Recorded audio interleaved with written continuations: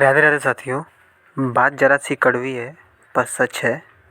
आज के समय में माता पिता के सिवा आपकी चिंता या फ़िक्र कोई नहीं करेगा। न दोस्त, न भाई, न यार, न रिश्तेदार, कोई नहीं।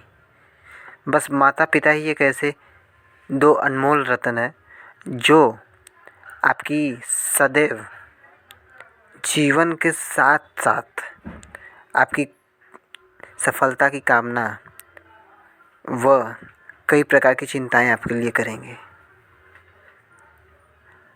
बस माता पिता का साथ कभी ना छोड़ें। और जो बहुत भाग्यशाली लोग हैं जो जिनके ऊपर माता पिता का आशीर्वाद अपना बना रहता है, और माता पिता की सुने। अपना ध्यान रखें, अपनों का ध्यान रखें, अपनी माता पिता का ध्यान रखें। राधे राधे।